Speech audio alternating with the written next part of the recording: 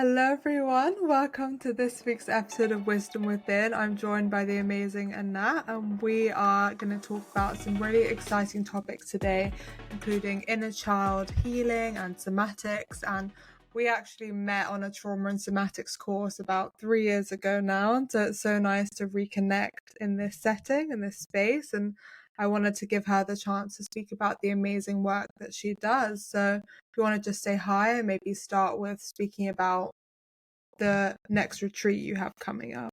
Ooh, my next retreat coming up is tomorrow. Ooh, that just came through. I was like, okay, let's just ask her about that.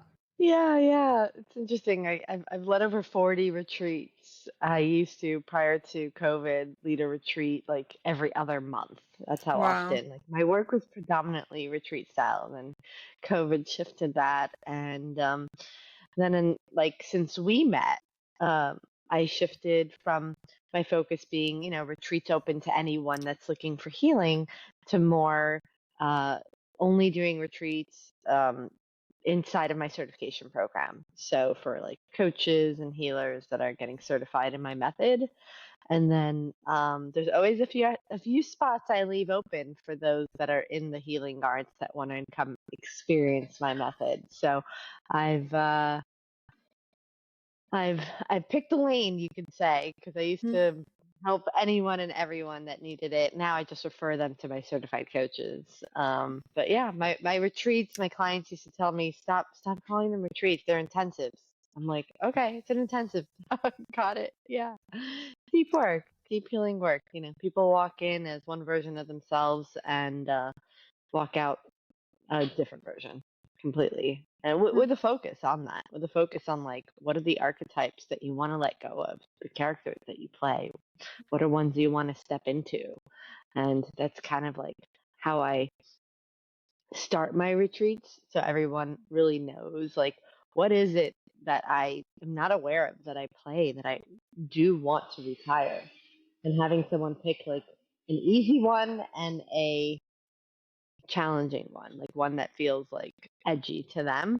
And Mm-hmm. that kind of sets the stage for what comes up for them over the next 5 days that they get to work through. Beautiful. I love that.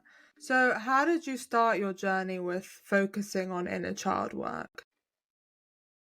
Yeah, so I've been in the industry for 20 years. January actually will be 20 years, which is wild. And the first 8, 9 years of it, this is a long time ago, obviously, inner child work wasn't talked about back then. It was like mindset, NLP type of work. And I struggled. I struggled for 10 years. I was still uh, uncomfortable spending time with myself, dealing with a lot of anxiety, a lot of codependence issues. Like I had a lot of awareness and I wasn't making any progress. And when I met my mentor, like I hit my rock bottom about 12 years ago. Left a 5 year relationship, left New York City with $2,000 to my name, no home, no plan, one friend in California. And about a year into being out here in California, met my mentor, who is a body mind psychologist. And working with him, doing inner child work for the very first time, I realized like, this is the work. Like, this is where true transformation is. This is what gets to the root because any problem that we have, there, no matter who you are, what we all have in common is we all have a childhood. We're at one point, we're all children that were imprinted with some script by mom or dad. Yeah. And so starting to uncover at the root, because up until that point, I felt like I was trimming weeds. But Yeah. getting to the root of it, true transformation is the feelings that you don't want to feel, is learning to be with the parts of yourself that you never wanted to be with. And on the other side of that, the level of freedom and inner peace that I experienced, I wanted that for other people. Like deeply, deeply wanted that for other people because I'd been seeking that for 10 years. And all the tools that I tried for those 10 years finally led me to something that gave me that sense of inner peace and freedom. And I was like, this is it. This is the work. This is what everyone Mm, needs to experience. beautiful. And in terms of the inner child work, obviously that's like a broad category, Yes. but Are there specific exercises or releases or anything that you found were the most powerful for you or the most powerful in your work? Yeah, so in the past 9 years of working with clients, thousands of sessions, I've developed my method. I've seen what are all the things that come together that really support, and there's really three parts to it. Like the first one being that there's stages to healing. There's 5 stages to healing. And I wish I knew this 20 years ago because I would have seen why I wasn't healing. And so whoever's listening right now, you may realize, oh, this is why. So it is possible for me. Some people, I think that's the hardest part when we get into healing work. And we don't know that we're missing steps in it. And then we think it's hopeless and that we can never change and that Mm, there's something wrong with us. Right. mhm, So there's stages to it. Stage one being awareness, and there's so much depth to discover in that alone. Stage two being acceptance. Like an acceptance to me is the somatic part. It's the acceptance. There's nothing to change, nothing to fix. There's just to really acknowledge and feel whatever comes up for you. That's what your younger version needed: acknowledgement and validation, and permission to feel exactly what they're feeling. yeah. And I've come to realize that when we allow ourselves to actually feel it, we can move through it in 90 seconds. Mm, And that most people have forgotten how to even feel the feelings that are there. And so there's a lot to relearn how to work with our nervous system, yeah. how to n- create safety in the body, and then actually let whatever we're feeling take up space, be the Mm, star of the show. Like I like to give the metaphor of, imagine you're on stage and you have to convey to the audience. It's a one woman show, one man show, and you have to convey to the audience whatever you're feeling. But you can't go up there and just tell them, I am disheartened or I am frustrated. You'd have to act it out. You'd have to use your body language, your facial expressions. You would have to emote sound for them to grasp what it is that you're feeling. mm, Kind of like witnessing a child. It's like remembering how to feel and express ourselves the way a 3-year-old expresses themselves. And when you do that for 90 seconds, you let that part be the star of the show, you'll actually find that it moves, the nervous system metabolizes it. It's gone. 90 seconds is actually a really long time. Like we yeah. usually only give about, you know, 10 seconds to our emotions, or the opposite end of the spectrum, which is we indulge in an emotion because we're feeding it constantly with another story and another story and another story that just makes us feel worse and worse and worse. So it's kind of like all these ways, if you're in the ocean of your emotions, there's just like a whole storm happening that you created in your mind. Mm, But yeah. otherwise, it comes in 90-second waves.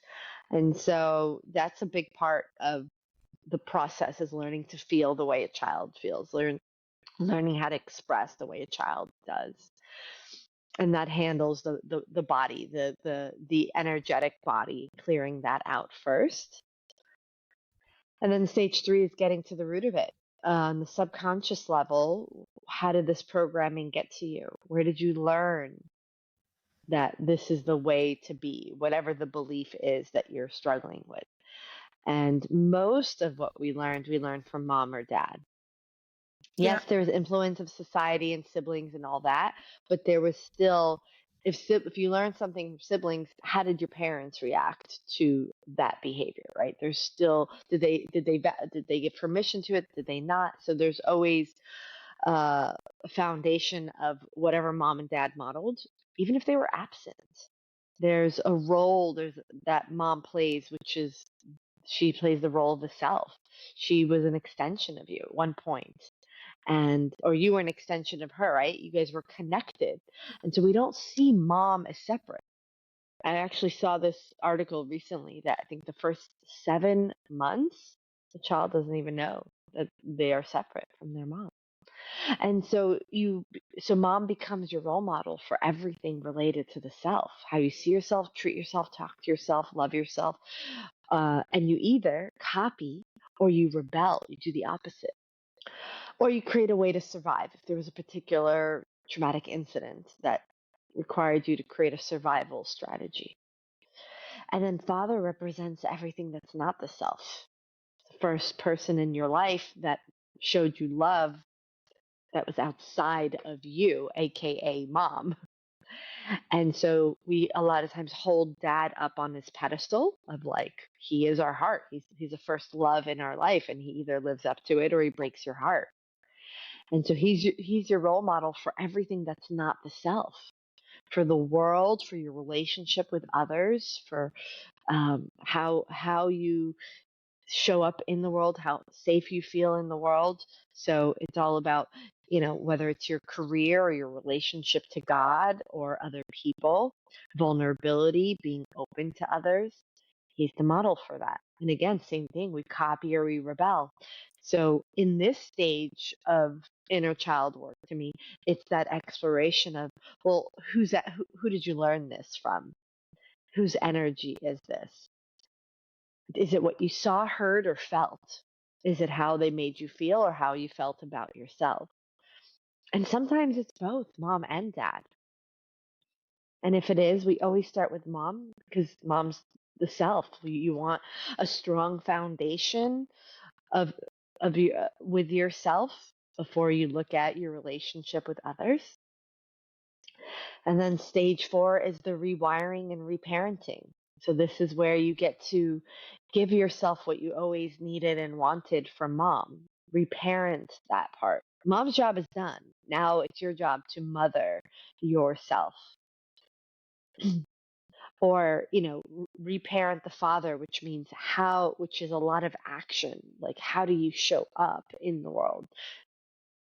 And reparenting the way that you are outside of yourself. And then stage 5 is integration. And integration is, on average, an 18-month journey. And this is something my mentor taught me, who'd been a body mind psychologist for 40 years. And when you think about how long, like if you're talking about big parts of your identity, like being a people pleaser, then it could take 18 months or so to go from knowing how to knowing that it's time to say no and express and have a voice to really solidifying that. So on average 18 months. So giving yourself grace if you're in that stage. So really that's the process. And so the inner child work is weaved into every phase of it. Beautiful. What an amazing, process you've created there. It really covers like so much, and I think that's so valuable for people to gain insight into. And so many things you touched on, I'm sure so many people relate to. And I think the people pleaser is such a big archetype, especially in women. And Mm-hmm. maybe you could speak into a bit about what the origins of that are and how you help people Yeah. transform that. Yeah.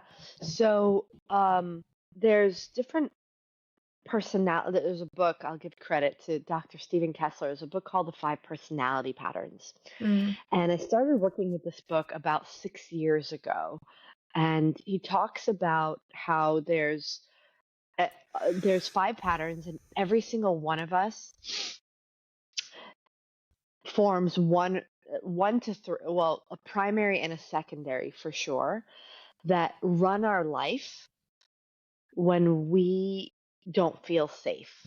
That there is developmental needs that when they're not met, these parts take over.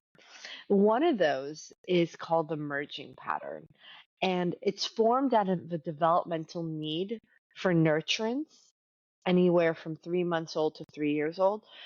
And when mom didn't give you that nurturance, whether it was literally not getting enough milk or food or emotional nurturance, then this pattern of this, the feeling is there isn't enough. I didn't get enough. There isn't enough. It's a hollow feeling. I know it well because it was my primary. And so, how we survive that, you want to think of this pattern as like a bodyguard, that when a child doesn't know how to take care of themselves and feel safe, that bodyguard protects you. And so, that particular pattern feels safety by getting their needs met by other people, by merging with other people. There isn't enough, so I need from someone else. And so a lot of the people that run this pattern run the people pleasing behavior, because we are so reliant on others to get our needs met that we need to make sure that we please them, do everything to not lose them because we need them. It's that codependency. It's the same like codependency pattern as well. And so I've worked with hundreds of clients that have had this, and as well as healing it within myself, that when we learn to hold ourselves, when we learn what we didn't learn, to nurture ourselves, to give ourselves the love, the validation, all that we needed. And yes, you may be hearing this and saying, doesn't everyone need this? Yes, but especially those with this pattern. When you learn how to hold yourself through any discomfort, you learn to fill that emptiness up with the only thing that could actually fill it. And then what happens is you don't need that bodyguard to operate your life anymore. And so you get to be the one in the driver's seat, your higher self.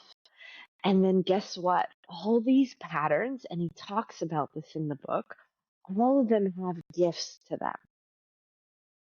But you can't tap into the gift if you're in need of it for survival, Yeah. right? So now the higher self is in the driver's seat. You tap into the gifts, and the gifts of the merging pattern is we have so much compassion and love. We're the healers of the world. So much capacity to hold others in compassion. And I'm telling you, I wouldn't be doing the work that I'm doing today if I didn't first heal that part of myself. But as I did, I realized how much I can now hold others in that. So, anybody that's experiencing the people pleasing, I invite you to explore how much you feel that hollowness, that like there isn't enough, I need others to help me, save me, all that. There's also you could say a a brother, right? Like a twin to this pattern. It's the merging compensated. So it shows up in one of two ways. It's the distortion was there isn't enough. The solution was either so I need from others to give to me, or I will give to others in order to feel like I'm enough. Yeah. So think of it like the savior, the damsel in distress is the one that's like I need, or the martyr, the savior, like I'll just give to everyone else, and only when I give to others am I enough. Yeah. And so as we heal that enoughness within us, as we learn to hold and give ourselves what we needed, as we heal that pattern, both of those step into more of the healthy version of holding space from others from a full cup, giving Yeah. to others from a full cup. Yeah. And what does it mean truly at its essence to hold yourself? Does it mean like being able to be with your emotions and nurturing yourself, or is there anything more to it that you'd like Yes. to Yeah. talk So into? that for sure is the foundation. We are emotional beings. We have a full spectrum of emotions, and we have to learn to validate each of these parts. And I like to call the part of us that feels, the emotional part of us that feels, is our inner child. So always think of it as Mm. this younger version of yourself walking into your bedroom saying, I'm, I'm annoyed, or I'm scared, or I'm sad, or I'm excited. Here's the thing, for some people, it's the quote unquote positive emotions that they can't be with. Mm. Some people could be with dissatisfaction and, loneliness. They but they will wallow in it, but they won't believe excuse me. They won't believe that joy is possible for them, that love is possible for them. Like, yeah. So, That's can you? interesting. It is. I'm working with a client right now. I'm working with him through that. He's so used to things not working out for him Mm. in his love life. In other areas, he's very successful in his love life. That and then to get him to feel excited about something, he's just like, yeah, I could feel it for like a split second. I'm like, no, can you allow yourself to feel that for 90 seconds? So how much can you imagine being the mom that will validate and hold you when you're feeling the lows of the lows, and not try and fix it or change it, but just literally hold yourself 90 seconds and let yourself wildly express what you're feeling, and be your biggest cheerleader at the, Mm. when things are starting to go well for you, because a lot of times when people that don't have this healed yet, something starts to go well and you think, yeah, this isn't going to last, and therefore you sabotage it. So be kind with also our words of how we speak to ourselves, to actually believe you could go for your wildest dreams. Mm. Yeah. Yeah, I mean, everyone would probably raise their hand and say they want X, Y, or Z, but actually, it's about addressing the part of you that actually is afraid of what will happen when you actually step into your power and receive all that you desire. Yes, yes. So it's a fine dance. It's like, whoa, this huge opportunity came up for me. And inside of that, like I just got selected to do a TEDx talk in February. Lots of excitement there. And in that excitement, there's also all these other parts that still need to be felt through. And it's my job to sit and feel all of that so that I could expand my capacity. Feeling our feelings isn't just for that moment, it's also to train our nervous system to recognize the energy, to become familiar with it. Yeah, it's an ongoing process because, even though you do this work, it's like you still have to practice it, you know? Yes, but the more, so you want to think of it like, for some people, like being with chaos is easy because it's familiar because they grew up in chaos, but being Mm. with peace is not. Being Yeah. with a calm state is actually where they feel anxious. Mm. The more when you're practicing holding and expressing that emotion for 90 seconds. And by the way, Harvard did a study that you can move through an emotion in 90 seconds. So it's part of where it got validated for me. I experienced it first, and then I discovered that information. And I'm like, wow, yes. What's happening in those 90 seconds that you're letting this part fully express itself is you're programming that into your nervous system. You're Mm. training your nervous system to recognize this frequency, this energy, so that next time it comes up, it doesn't stop you, doesn't trigger you. You can be with it. Mm. And that's what it is to train yourself to be human again, to be with the full spectrum, where in the past it might take your presence away. It might put you into a state of freeze or panic. And now it's like, I don't know, I just do it. Like, it's all good. Yeah. I think about the first time I went on a podcast. I used to sit, I'd be like shaking while I was, and how about you, Talia, the first time you interviewed someone compared to now? Yeah. There's a difference, isn't there? Yeah. So, how do you advise people to prepare their body? Because, as you say, further down the line, you adapt because that's how we work. But when you're first doing your 90 Hmm. seconds, what things do you do to prepare people's bodies to hold that? Yeah, yeah. So prior to even getting to that 90 seconds, you want to practice what I call cultivating safety. And I actually have a free 12-minute guide of this breath meditation on my website called Cultivating Safety. So you have to learn how to work with your breath, how to down regulate your nervous system from whatever state it's at, so that you're cultivating that, like, oh, I can actually control how safe I feel, and I can start to track what sensations are happening in my body. So it's a coming home to your body Mm. and learning to work with it. So I always have people start out with that. Even when I'm working with a client, I guide them through a short version of that before we drop in. You want to think of it like before we jump into the ocean of your emotions, we're going to warm up the body on, on the shore, right? Before we get Mm. on the surfboard and get out there, we're going to do some stretches. We're going to do some things to prepare ourselves. It's the same thing. As you do that, you learn how to work with your breath, with your body, so that when you're out there in the ocean, you can handle the waves. You could handle it. And then those 90 seconds, it really is a start of curiosity. Like, how many times do we feel something come up and you feel it somewhere in your body, but you instantly go into, uh-oh, this isn't safe. Like, I don't want to feel this. And the Yeah. second you do that, you're telling your nervous system this isn't safe.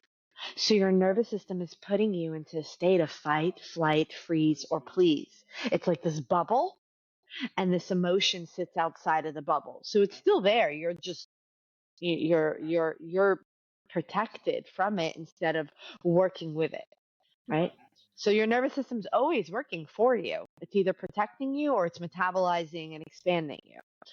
And so to shift from that, you do the cultivating safety, right? You do the breath, you track wherever you're feeling the sensation, and you name the sensations, because sensations are the language of the nervous system.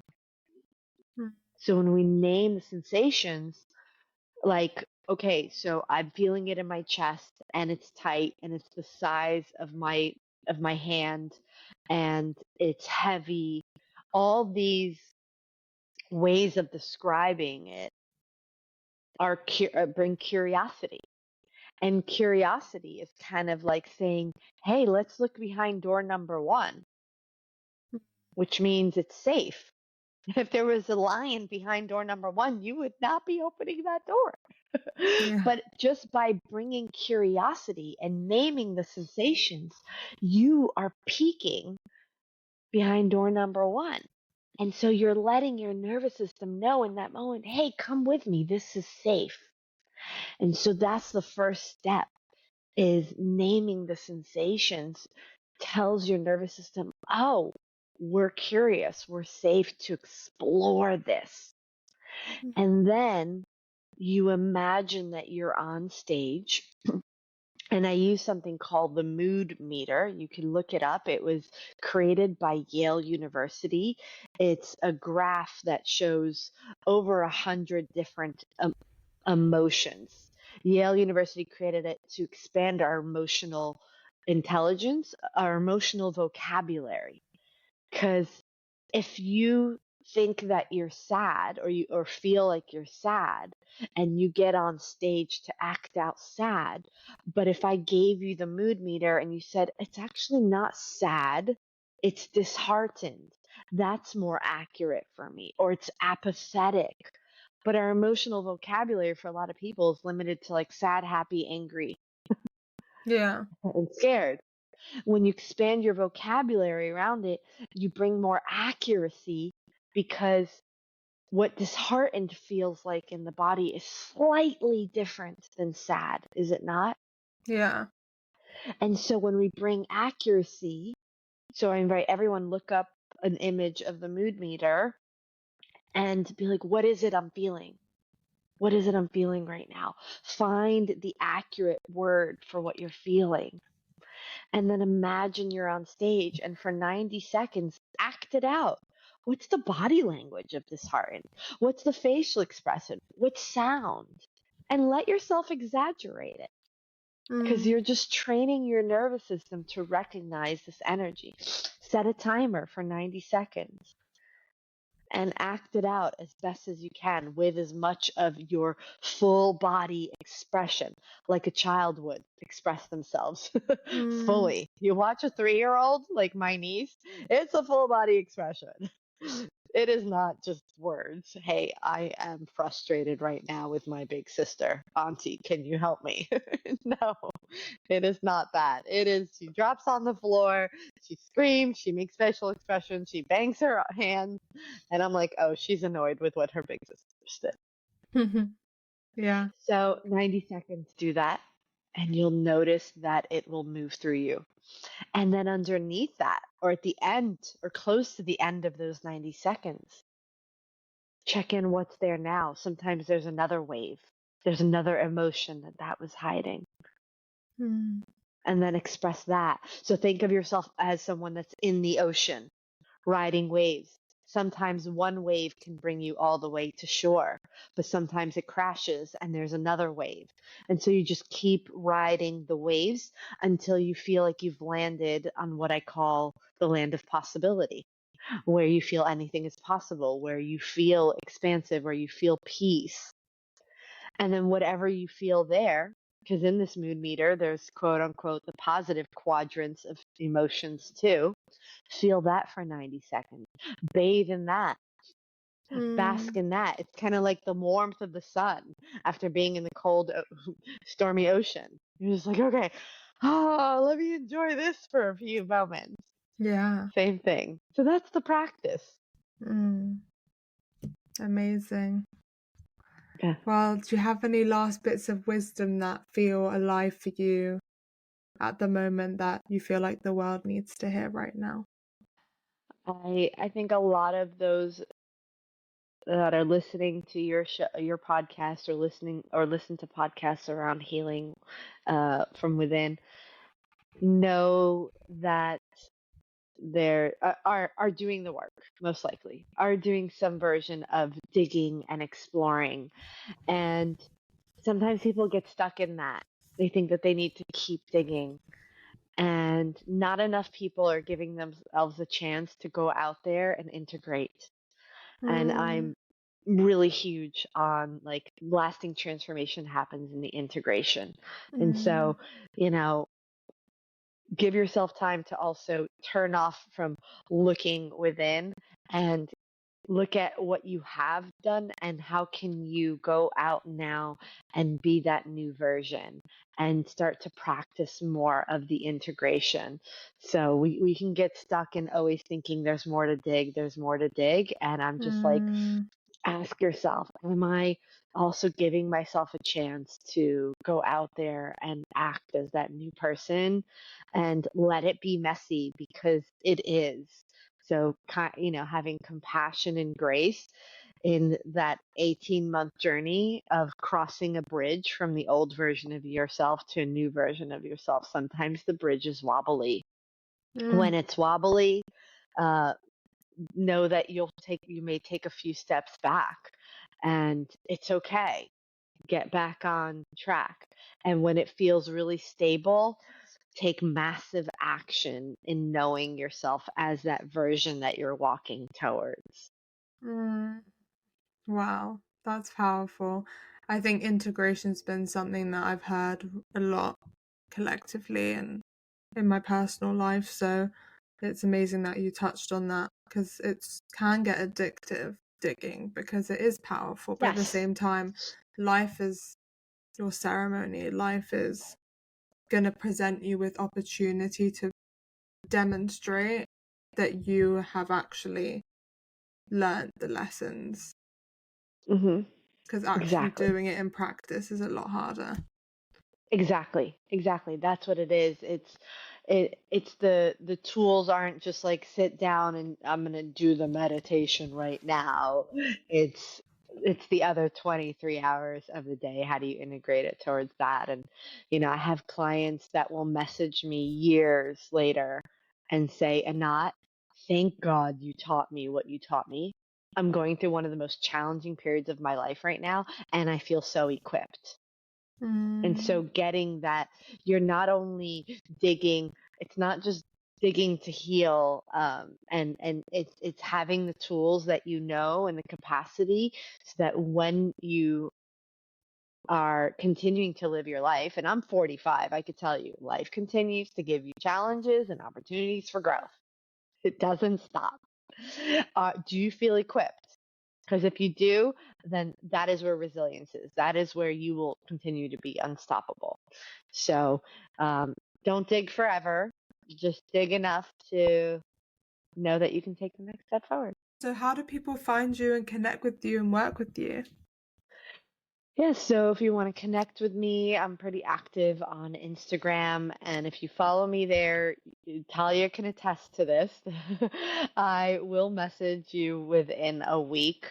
I love getting to know the human behind the follower, whether it's resources I have or, someone that I could point you towards. So we can connect there. And if you're interested in my programs or my free offerings like the Cultivating Safety Meditation, you can go to trainingcampforthesoul.com. Amazing. Thank you so much for sharing all of that, and definitely reach out to Anat. Thanks, Amazing. Talia. Thank you. Thank you so much for being here. I just wanted to let you know that I'm currently offering free one-to-one connection calls, which are 30 minutes and is a space for you to learn more about working with me one-to-one, and we can both explore how I can help you and serve you. And also, you'll be able to ask any questions about my upcoming retreat in France and Iceland in 2025. If you want more information on booking this or on the retreats, check out the show notes and also follow me on Instagram to stay up to date. If you loved this episode, please subscribe on YouTube, Apple or Spotify. Thank you so much for all your support, and I'm sending so much love. Have a beautiful day. Bye.